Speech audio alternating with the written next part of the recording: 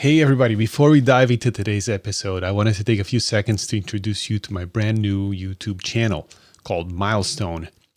So I started this project with a very specific mission to democratize the world of project management. At Milestone, we're not talking about, big corporate projects, but instead we're focusing on everyday projects, the kind that you would encounter in your regular life. So by applying these project management principles to these common everyday tasks, my goal is to show you how project management can truly benefit you in your day-to-day activities. So for my first project, I'm going to tackle the installation of a new head unit radio for my old SUV. So I'm going to plan and execute the whole thing using project management principles. So go ahead and visit pmforthemasses.com/YouTube, check out the channel and subscribe. Project managers, have you ever felt like you should get that promotion or a better job? Start a business, write that book. Have you ever felt you were made for more but didn't know where to start? Welcome to the PM for the Masses podcast with your host, Caesar Abaid. Learn from the experts, think outside the box, have a voice, network, and be extraordinary. PM for the Masses podcast. Welcome back, everyone, to another episode of our podcast. Today, I'm thrilled to have Hilary Kinney as our guest. She's the author of this really insightful book called Project Management for Parents. As many of you know, I am a husband, a father, and project manager with a passion for sharing project management concepts with a broader audience. So it is the essence of this podcast, after all. So when I came across her book, which aims to incorporate project management ideas into everyday life beyond the corporate world, I was immediately captivated. So reading this book was really eye-opening for me. And with her extensive background in project management, she effectively brings these concepts into the home, encouraging us to view our families as teams that work together toward common goals, for example. So I found her approach very entertaining and useful, so I wanted to introduce her and her book to you all today. So without any further ado, please join me in welcoming Hilary Kinney. Hello, Hilary. How are you? I am great. Thank you so much. I have your yellow book here in my hands, and I'm delighted by it. What a great idea, and I'm so happy to bring it to my audience here today. So thank you for writing, thank you for agreeing to be interviewed, and thank you for being here today. Yes, my pleasure.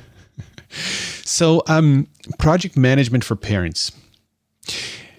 This idea, we were just talking about this before we started here, how this is, it's basically what I'm trying to do here in this podcast, bring project management to the masses. And you kind of chose like a very interesting niche, which for me, when I first started this whole journey into content creation for project managers was not in my radar yet because my family was very young, and I don't think I only had like one kid at the time, and it was a toddler. She was a toddler, so it wasn't something that was in my radar.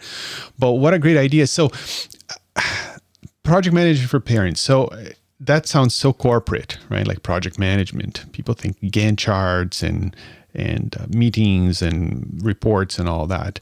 And then families, it's, people think about, okay, this is where we go after work, right? To sit and relax with the people we love. Yeah. So how did these two go together? Well, I think that's an excellent question because for me, I consider this book as kind of like a combination of my two worlds, like my project management world that I worked in for, 18 years, and then my parenting world, which I've been for 11. So it's kind of like a combination of those two things. And I agree, it can seem like a disconnect, but it's interesting when people see the title, they're like, oh, I get it. And I wish I had that like 20 years ago. So I think it's kind of one of those things that once you put them two together, it starts making a lot of sense. It just takes a while to connect the dots to understand it and not make it too complicated and make it as simple as possible. But, my goal isn't to turn your family into a Fortune 500 company because, family's all about relationships and love and care. And I think that's the key differentiator. Like it's based off those relationships and improving those relationships and how things function at home. Whereas work is more functioned first on, revenue and productivity and efficiency.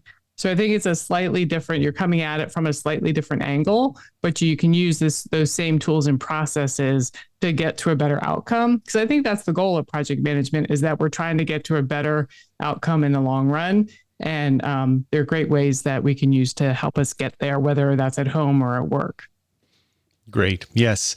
As I'm reading your book, right from the chapter 1, what stands out to me and what, gave me a lot to think about is the intentionality of that you put into family life. And I think this is not something that people think about very often. Family is just something you fall into. It's just like, okay, I happen to be in this family. I happen, sure, the wedding was a project, right? Right. With an outcome.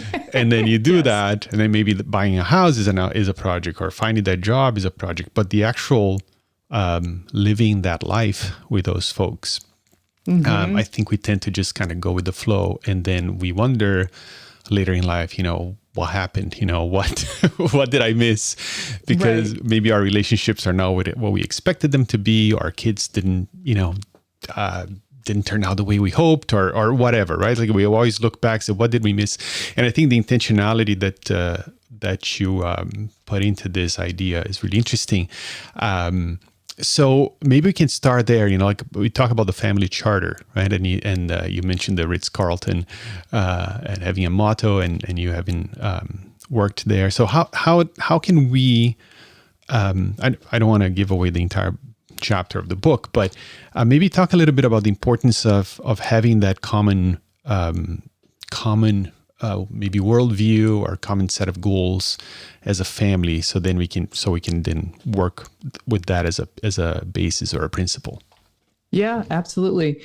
I think those common set of goals are so important, just so that it's like having the conversation of and involving everyone in the family and just getting their insights. Like, well, what are you looking for, and what would work well for you? Because everyone's wired differently, and everyone's sort of looking for different things.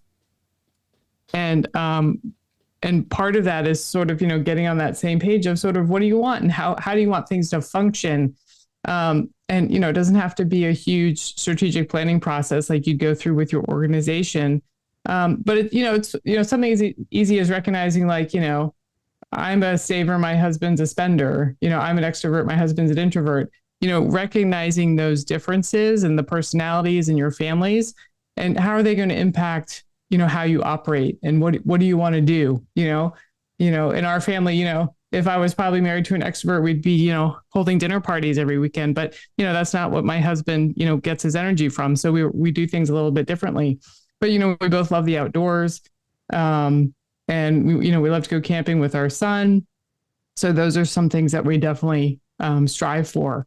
Our faith is very important to us. So, we focus on that and make sure we're intentional about that. And also our health is very important to us, because, we've had some health challenges and we just need to monitor that. So I think it's just having that conversation with your family, and to your point about intentionality, being intentional about involving everyone and getting their input. Because, as we know, as project managers and as people, the more we involve people, the more supportive they'll be in the long run. If we don't get their input and we don't get their ideas, they're going to be more resistant when we suggest something to them. So I think it's just a really productive and healthy way to have those conversations and open those communication lines, which can be beneficial to the family as a whole, and just keep it sort of like a healthy family team is so important. Yeah, and on that topic of having a healthy team, I also want to emphasize the importance of a healthy mind, and I wanted to share with you, listener, something that has had a significant impact on me, and it might just change your life too. I'm doing this podcast. I need to be at the top of my game. I need to concentrate, be creative, and have steady energy, right, to consistently create engaging content. But I found myself reaching for that second, third, and sometimes even a fourth cup of coffee just to keep up my energy levels. And that just wasn't cutting it for me. I felt like I was on a roller coaster of highs and lows and throughout the day. And that's when I came across Magic Mind. Magic Mind is this little shot that I take every morning alongside my first cup of coffee. And let me tell you, it's been a game changer for me. Not only does it taste really good, Not at first, but now it does. I really like it.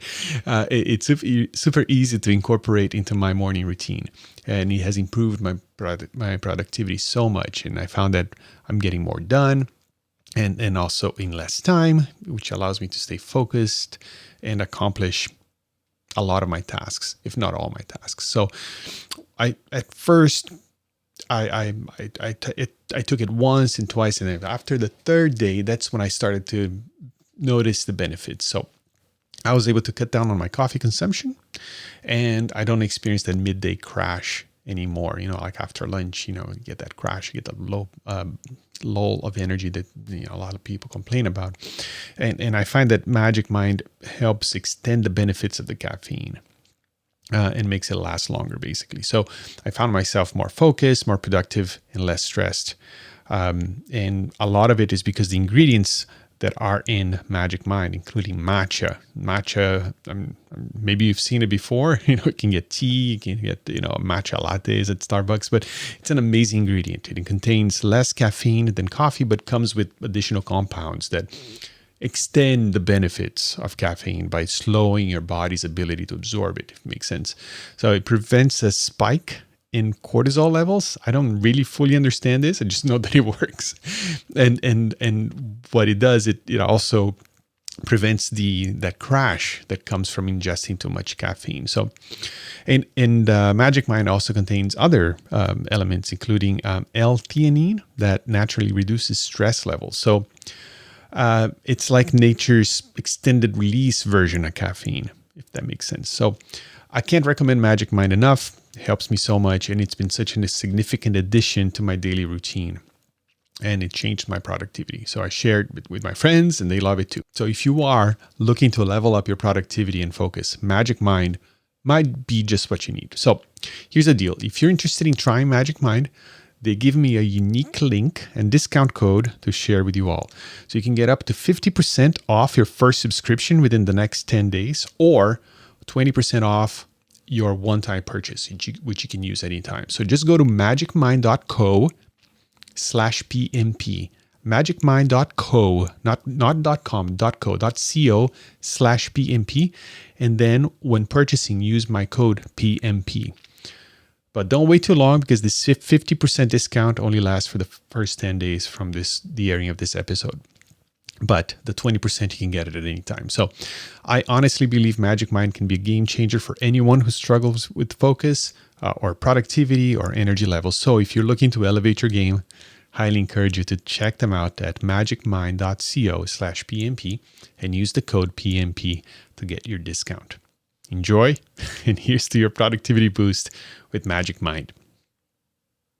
Now, Hilary, interesting you mentioned faith, because the only time I ever had to do something similar, some sort of exercise with my wife and the kids, was in a faith context, where we had to sit down and think about what are some of the words that we want to describe our family, and what are we about, and things like that, having a common. And it's interesting that we're actually drawing from the corporate world, which is by nature almost secular, right? Right. But because in the corporate world, in capitalism, there's almost like a survival of the fittest when it comes to ideas. Mm-hmm. And how this idea of having this common goal, a project charter, right, for a project, has kind of sprung out of nothing there, like it actually just works. And and then as we try to apply that to the family, we see that this is a very old idea, right? That we just kind of lost track, perhaps. Yep. Okay. And absolutely. And it's so powerful. Well, obviously it has to be lined up with something that resonates with people and makes sense for you, with your family. And, you mentioned the Ritz-Carlton, and, the Ritz-Carlton has a credo and a motto, and it's so powerful. The credo, we are ladies and gentlemen serving ladies and gentlemen. It's founded on respect, and that really resonates with human beings. And all their values are about, trust, honesty, respect, integrity, and commitment, and, delivering outstanding service. And those are all things that people aspire to. So that's why people are so passionate about working for that company. I worked for them for about 17 years. Wow. And you're completely invested in that because those are really, high marks that everyone wants to achieve. So, I'd encourage the same thing for our families. Like, what are those really, aspirational and inspirational goals that we can set for ourselves? And to your point, like, how do we want our kids to turn out? Like, what goals do we want to set for them? In terms of, what kind of character do we want to build into them? And then by having this conversation, you can have that conversation first with your partner. And then depending on the age of your kids, it doesn't make sense to involve them or not. And then, figure out with your partner, okay, well, how are we going to cascade those down to specific actions that we're going to take to help instill that character in our kids? And one thing that we do is we have it on our wall. So when something comes up like that doesn't line up with, say, our honesty value, we'll talk about like, hey, one of our values is honesty, and, how could we have done that differently? So it's in our dining room. So it's just really easy to refer to. And we can sort of bring it back as a conversation point, just as a reminder of, hey, this is what we're striving for. And let's talk about, how we can get there and how can we do things differently if something happens that, it's not lining up to that. Mm-hmm. Fantastic. It's very interesting how there's another episode that I haven't published yet. The conversation kind of went down that path as well of finding common values and purpose and things like that. And I think sometimes we are not thinking about these ourselves, but we want that for our kids, but they won't learn unless we model it for them. Right. Yeah. And if we don't model it, like, where are they getting those inputs from? Like, what are they hearing elsewhere that may be contrary to that, but we're not aware of that. And we need to sort of reinforce it as well. And I think it's super powerful, like, for families that may be blended families, like if two families are coming together as one with older children, I think it's a great, conversation to have with those two partners and those two sets of kids. How do we want to function as a family, and how do we want to handle conflict, and, what kind of activities are you interested in? And so it's a great format for those families that it may just be a little more difficult to build those bonds and starting a family from scratch with coming from two different very experiences and expectations. So it's a good way to sort of come together and start thinking through and talking about, what's going to work for this new family. And it's just a really nice way to have that conversation that includes everyone in the conversation. That's great. Yeah, because sometimes that's a challenge, right? You have let's say it's a blended family, like you said.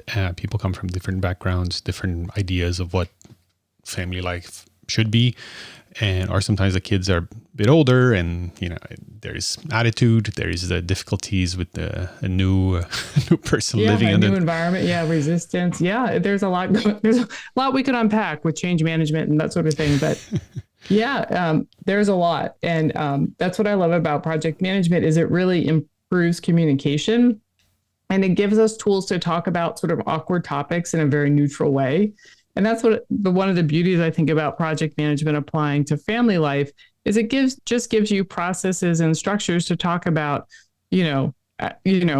how we're going to handle things at home, or, risk. Like, all right, what are we going to do if you go to a party and people are drinking alcohol and you're not comfortable? What are we going to do about it? So you can talk about these more difficult conversations, and you have a format to do that.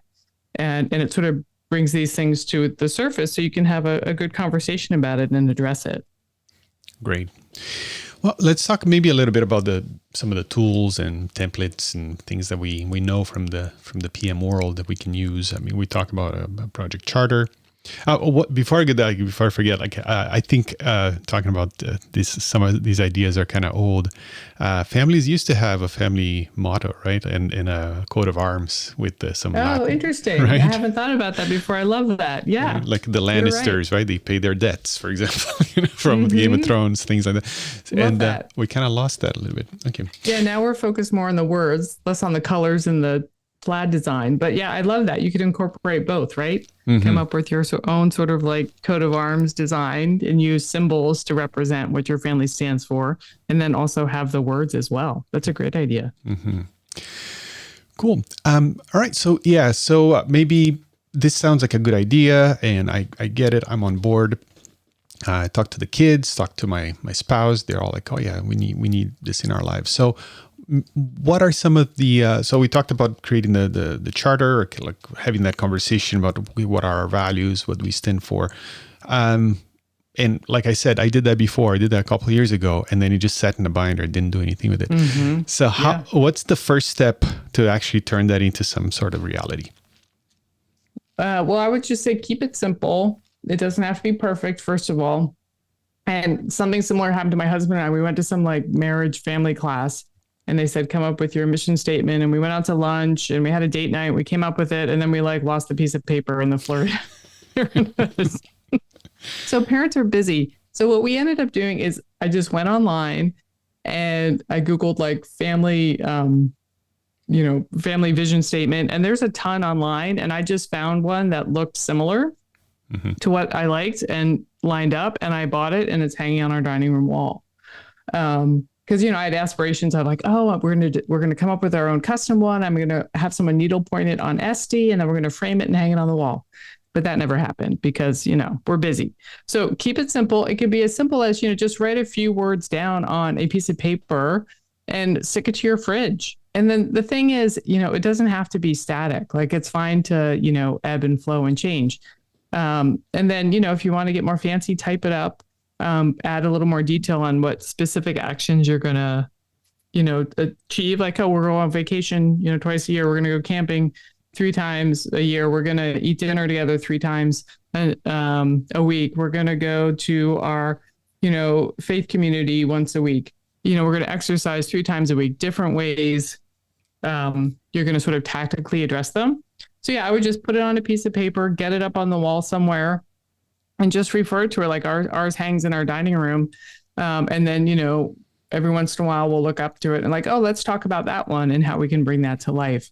And then just add it into your day-to-day conversation. So it's not like a big deal when you talk about it. It just, comes up from time to time and sort of gets embedded in your day-to-day. Mm-hmm. That's great. All right, so we have that document or something on the wall or something simple, but project management, we talk about budgets and timelines and schedules and scope and weekly meetings. So how does that translate into the day-to-day life of the family? How can we bring those concepts into it? Well, they can all apply, but I like, and I believe you think the same thing, just keep it simple. And one powerful tool that people find really helpful is those, we have weekly project team meetings where we check in with our team and what did you do? What are you going to do? What do you need help with? And just incorporating those into a, weekly conversation with your family over dinner or a meal. How did your week go? What do you have coming up? What do you need help with? 3 questions like that can be very simple and very powerful. To have a conversation about how things are going.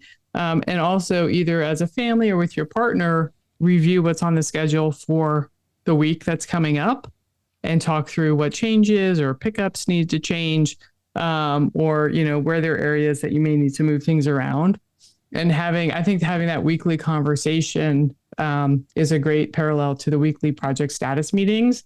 And it's incredibly helpful to, create visibility around what's going on and what people need help with.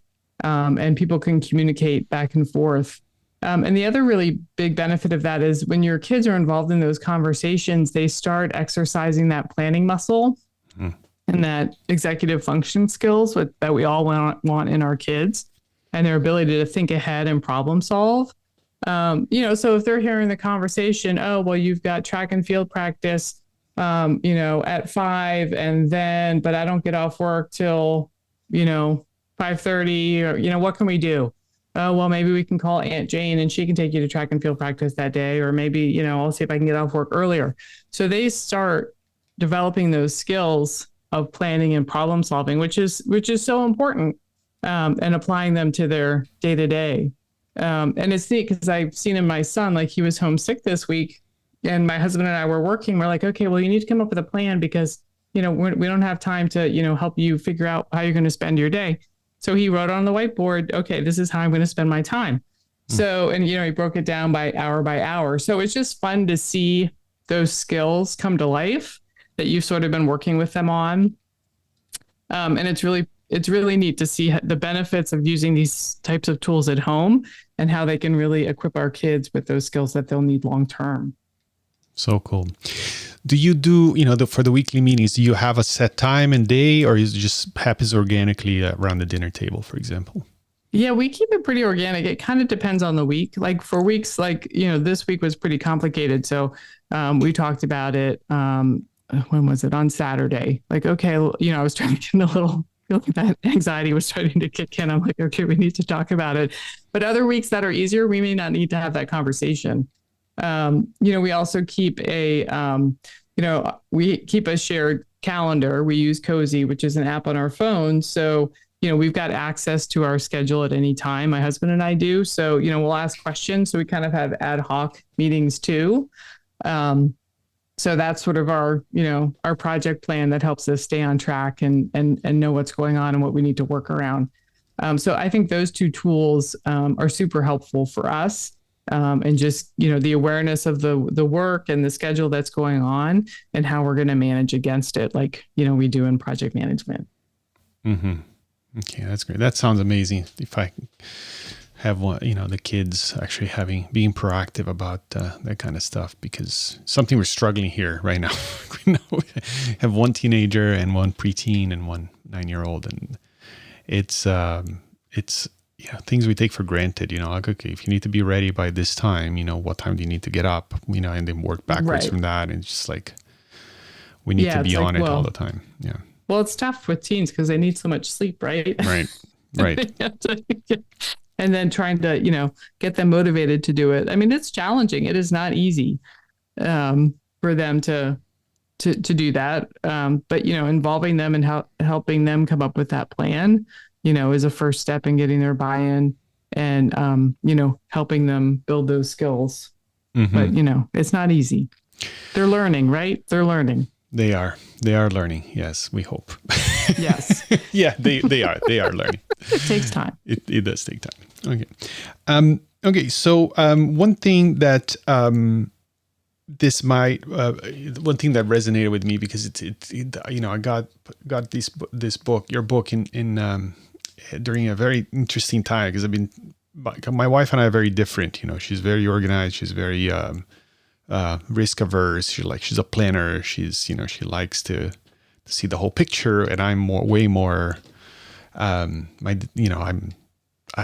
more spontaneous. Let's put it that way. Mm-hmm. Which is it's a good mix, right? Because good combo. She needs that in her life, and I need structure in my life. Balance each other out. Yes. Yeah. In fact, the reason why I love project management so much is because it helped me be a more functional human being. And one issue that we come up that comes up every once in a while is like there's a lot going on in the family life, and I can function because of my systems, right? Like I have a place for my projects, I have a place for my tasks, I have my calendar, and it all kind of works together. Right. Yeah. Because when I'm not left to my own devices, I'm thinking about I'm just daydreaming about nonsense, right? So I kind of have to have that. While she's very different, she, when she's having her coffee, she's thinking about all the things that need to be done, and it's this beautiful map in her head, and and every once in a while, there's a little bit of conflict because I'm not like I forgot about something that it's really important right now, and it's like how could you forget this? This is like everything's hinging upon this thing happening, and I was like, well, it's in my thing, I'm sure it's going to come up for me at the right time. And my first idea is like, okay, I need to just maybe bring our family life into my quote unquote project management system, right? Like, so if it's something that we need to work on together, it needs to be on some sort of tool that I can reference, that I can look at it. She might not need it, but I do, right? Right. And then I came across your book. I said, okay, well, I'm not the only one thinking like that. So one thing about that is you do mention this in the book, that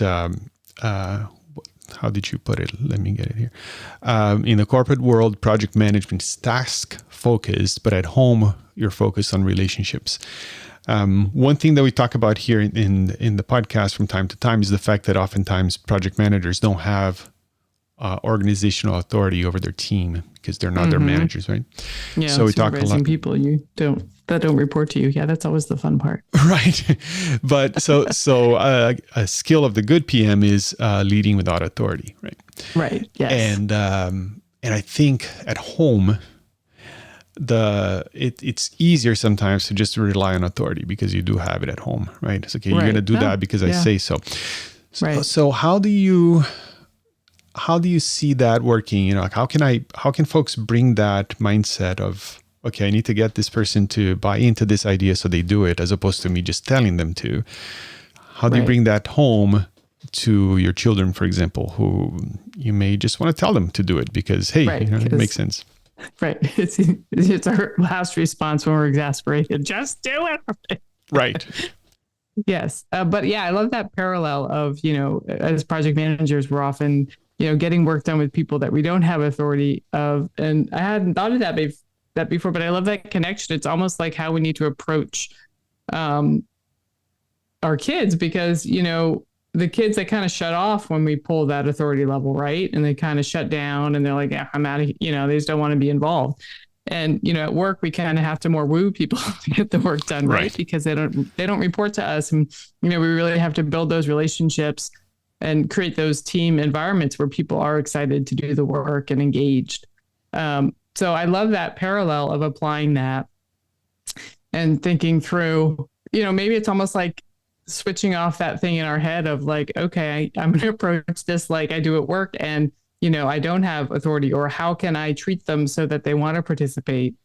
And, how can I involve them in the process so they're bought in?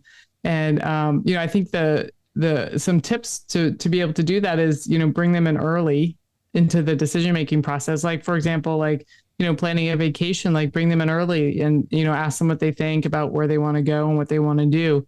And, bring them along through that process, is one of the things we apply from change management when running projects to get buy-in and support from people that are going to be impacted by our project. And, using some of their ideas if possible. So I think it can be hard for people who lean towards more of that authoritative, parenting style, they just do it because I said so approach. But to your point, in the long run, I think we'll have more return on, what we're looking for is if we involve our kids, depending on their age, what's age appropriate, and, let them have some input in that decision-making process. And the other thing I think important to keep in mind is the thing I love about change management. I'm a certified change management practitioner, and I love change management because it really opened my eyes up to a whole another world of how you can use these tools successfully. And I think it's like the secret sauce of project management, and it's the people side of the change. And how can you support people through change? And our kids are constantly changing. Like just when you think you've got something down, it they morph into something else, or something else comes up. And I think those change management principles that we use at work all the time are so helpful with our kids, and how we can support them emotionally as they go through, and the psychological changes they may be going through, and then giving them those tools and tactics to support them with what they may need to roll out a project, and just making those parallels in our head of, okay, what do they need to be successful, and helping support them through it. I think we'll get that buy-in in the long term as well. Mm-hmm. Interesting. Yeah. So oftentimes we think about change management when it comes to the scope or budget or schedule, things like that. But or just like training and comms. Right. The thing I love about change management is that psychological aspect of it is, when people go through a change, and say you're moving your family, or, and you don't have a choice, you're moving for your job, and your kids are giving you a lot of resistance to it. That resistance is there that's part of them going through that change process. And I think as parents, sort of expecting, as a parent, we don't want any pushback, right? Right. We want everything to be happy flower roses all the time. But I think it helps when we realize when our kids are going through a big change, which could be anything from changing schools, growing up, new friends, new activities, anything could be a change for them because everything is new for them. So it's hard. But any change that they go through is from something old to something new. And that's a transition, which is a loss. So that loss can bring on big emotions like that are similar to a grief response. Mm-hmm. So I think if we start expecting those emotions, as parents, we're a little better prepared and we can sort of take a step back and be like, oh, okay, they're angry because that's a common response to a loss or a transition. Okay, I can expect that. How can I support them through it? Or they're sad. Oh, okay, that's a normal response to what they're going through. Okay, they're moving through the process. How can I support them? So I think just being prepared for those big emotions. And then as, our kids go through the teenage years, those emotions get amplified even more. So it's almost like mentally preparing ourselves for them and, anticipating those needs, giving them the talking them about it, helping them through it. And then like, what do they need? Like, okay, if we're moving, what can I do to help them through that process? Can I, so if I have young kids, can I set up play dates with new kids in the neighborhood? Or can they pick out the color of the new bedroom so they feel like they have some control over the situation? Just ways that we can think through to support our kids through it. And just realize that it's a normal part of the process, I think are the really powerful parts of change management that we can apply to our families to help them be successful. Mm-hmm. Yeah, that's awesome. Yeah, one thing that I often think about at work, like I want to have my team set up so if I need to step away, nothing changes. Right? They can still do the things that need to be done. They still have the right strategic way of thinking of what's important, right? And ultimately, that's what's going to happen to our kids, right? We're gonna step away, they're going to move away, and we want them to be able to make good choices and without having to rely on the team lead or the or the project manager. Yeah, we want them to grow up and be their own little project managers. Right. We don't want to have to project manage them for the rest of their lives. That's right. And I think a lot of us think that way instinctively at work, but we forget to think about that at home. Like every time, everything is always up to us to decide, as opposed to, hey, help us make this decision here. So they get ownership. They take ownership of it, and they are learning. They are learning in the process as well. And they can start practicing those muscles. Because if we're making all those decisions for them, when are they going to have the opportunity to do that? And then, when they're out on their own, it's going to be a lot harder for them. So it's almost like helping them practice. Yeah, I really like that analogy. Like, this sounds crass, but are they an employee that you're kind of training so that they can, run the company themselves one day? Maybe think of it that way. Yeah. You're training them to run their own family business long term. Right. And what skills do they need to be successful? And that's what I love about project management is I just did career day at my son's school yesterday. So I told them about project management, and then I helped them practice with a bingo game, identifying tasks, that like, okay, well, listen to my presentation. And when you hear me mention something, mark it on your bingo card. Because when you go to middle school, you're going to have to keep track of your assignments. When your teacher says something, you're going to have to mark it down. So what I love about project management is there's so many things that they can use.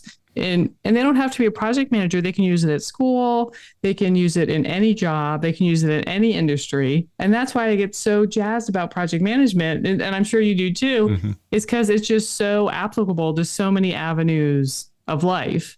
And those skills that we're teaching our kids are going to pay off in dividends in anything that they go into.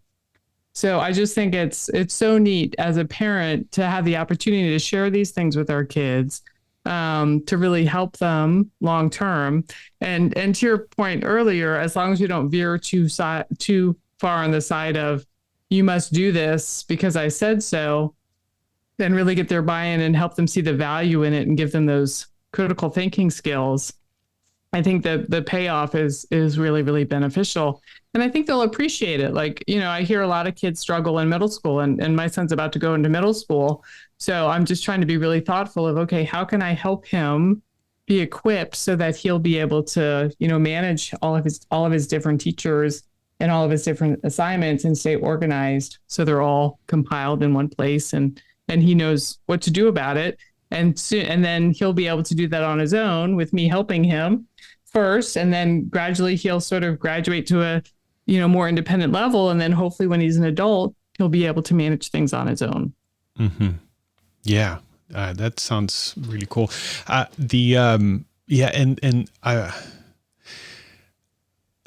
world out there right now is just, there's a lot of like, I think folks are having a hard time with focus and diving deep into things, right? Like people just read the headlines, or they just flip everyone's through. attention spans are so short. Yeah, with TikTok and social media, you just like click, like 10 seconds at a time. Yeah. And that plus the like poor choices, right, leading to like bad results.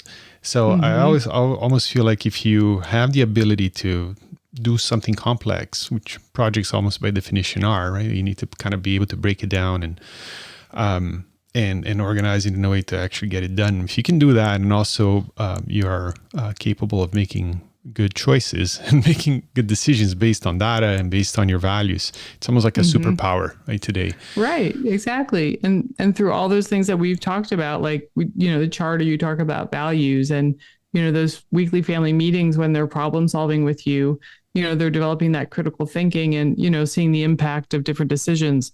So I think all these practices give them those skills that'll lead to those superpowers. Cool. I want to talk a little bit about measuring progress, because we can talk. We talked about setting the vision and kind of having the meetings and kind of modeling and helping them with ownership. But how do you, like in the context of the family, right? And if you are using some of these tools and techniques, what does measuring success look like in that context? That's an excellent question. I need to think about this one for a minute. For us, I feel like it's almost like the smoother, I don't have like a metric that I measure. But I'm just thinking more subjectively, I would say it's almost like the level of smoothness of how things run, or the less last minute, pop-up emergencies that happen, or, the number of times I don't forget to wash my son's basketball jersey the day of the game. Right. Or we run out of clothes for my son at school, or, we run out of food in the refrigerator, or we forget to go to an activity. I would say it's more measured by level of smoothness, and then just downtime, or just like that quality of life that are you sort of achieving that vision that you set, or are you so stressed out that you don't have time for your family? Like, or sort of like, are you putting systems in place to help you achieve that family life and those goals that you aspire to?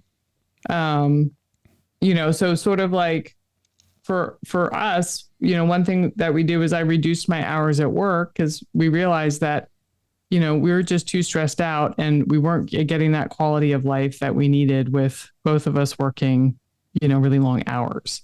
So that was one change that we made. And it gave us more, free time in our schedule to sort of have that kind of more flow. So, and that can be achieved with some of these processes and systems and ways of organization to help achieve that too. So I would measure it more by quality of life, and sort of the level of, I don't know, contentment is the right level, because that's the ultimate goal, right? We don't put these processes and systems in place in our homes, to teach these skills so our kids will be successful in business. My goal personally is to improve the quality of our life, right? And I don't want to be spending time. I always say in project management at work and at home, the processes should help you stay organized, but you shouldn't be spending more time on the process. It should be saving you time in the long run. So the goal isn't to implement all these really complicated processes that, it's going to take you all day to put into place. The goal is to do, my opinion, do as minimal as possible so you can get to that level of family life that you need and want to help you achieve that, that vision of what you have for your family. Mm-hmm. Yeah, that's a good point. I was thinking about also the different aspects. We think about measuring, metrics at work. The nature of the relationships there are legalistic, right? Like where there's expectations on your employees and their compensation is based on that, and there's contracts and there are all these things. So you kind of have to have structure. Yeah. Yeah, well, like you said, the family, the ultimate goal is not, any of that stuff. It's just, are we working together as a team? Are my kids developing in a healthy way? Do we have a peace in the, in our home? Yeah, peace. Yeah, exactly. It's like should be more peaceful because you're more organized, right? There should be less crises. Right. So it's almost like a negative, like when it's not there, and then that's what you measure, right? It's like it's easier to do it that way, like a. Because I think as parents, it's crazy.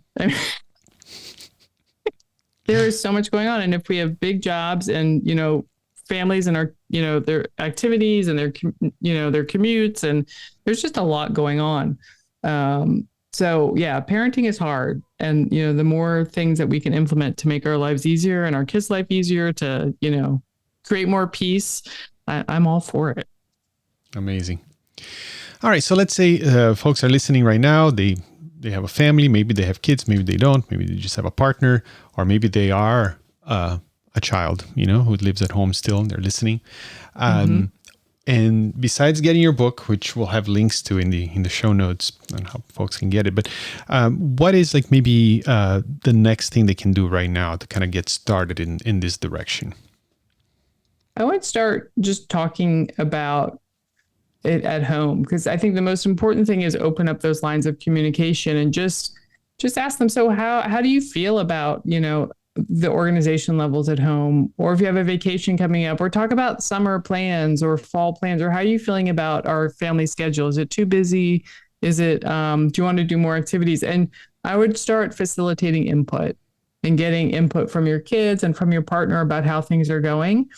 Because I think that first foundation and that first step in my book, Project Management for Parents, the first step is to build teamwork.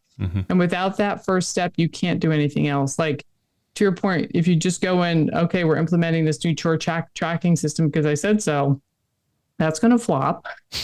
Yeah. But if you start having that conversation of how are things going, what would make our life easier, and I get really good insights from my son. Like, we were talking about chores, and we have a chore list that, he refers to every day. And, I ask him about it from time to time, and we'll change it up. He's like, Mom, it would be helpful for you to tell me when I need to get it done by. So, I added that to the list. Or, we were talking about his summer schedule, and he said, Mom, last year I did camp and swim team, but it was really kind of stressful to go from swim team in the morning straight to camp. So could I do swim team after camp? I was like, sure, we'll sign you up for the afternoon swim class. So having that conversation is so helpful because, had I not asked him, I would have signed it up for morning swim team, and I would have gotten a lot of resistance when we were going to swim team practice in the morning. And, it would have been hard to get him out the door, and it would have been a tough morning, and I wouldn't have necessarily known why, because he's not mature enough to tell me why in the moment. Right. But if you take a step back and get that input, now I know, okay, that's really hard for him. And there was an easy fix just to move it later. So yeah, I would say focus on team building. And if you're a family, start doing activities together. Try to do an activity together once a month. And just something fun, like, I don't know, go for a hike, or, depending on where you are, or go, do something to go see a movie together, or go out to dinner, just to sort of like a mini family team building exercise, like we would do at work. And that will help, achieve that first level of, teamwork and understanding that will make all these other processes and systems that you may choose to implement a lot more easier and better, because you'll have the input of the family. Amazing. Hilary, this is so good. I can't recommend this book enough. The title is Project Management for Parents, Engage the Family, Build Teamwork, Succeed Together. I really think that the family is like a microcosm of society, and a lot of the problems we see out there in the world today, they all go back to, the family experience. And I think it's Mother Teresa who had the quote, if you want to change the world, go home and love your family. Oh, I love that. You just gave me goosebumps. Right. I think that is so true. And we invest a lot of our intellectual power into work, and the project at work and the employees and the team and all that. And the family becomes like a second thing. So I really recommend everybody read this book and think about your impact at home as your main job, number one job. Yeah. And it has the biggest impact for sure. Yeah, I agree. I'm so glad you enjoyed it. And I love your point. And the thing is, this is not for us project managers. It's easier to apply because we understand the concepts. We have sort of a leg up than a non-project manager. And the thing I love about it, or just people who work, a lot of these skills we already use at work. So it's less, sometimes I used to feel a little more, disconnected between work and home life. Mm-hmm. But when I sort of start applying the same tools and concepts, it makes it feel a little more connected, if that makes sense. Mm-hmm. And I think it's easier for us to sort of understand and sustain if we sort of think through and apply the same concept. So that's just one thing that I found really neat as a parent. And just, it's not like one more thing I have to take on. I kind of already have the skills. I just need to think about them a little differently and start applying that at home.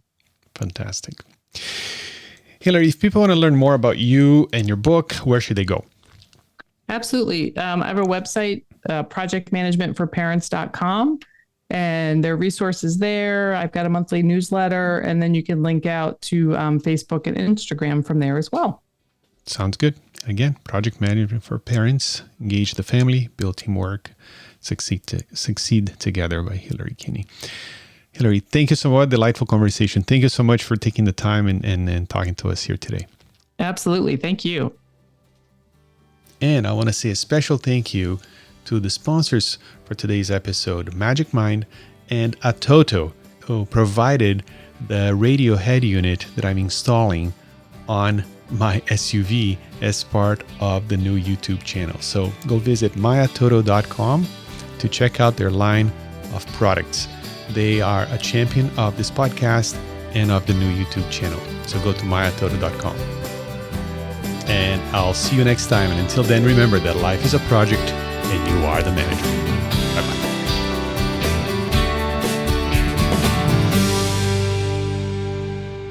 Thank you for listening to the PM for the Masses podcast. Tune in next week for more great ideas on how to manage your projects better and truly stand out in your industry. PMforthemasses.com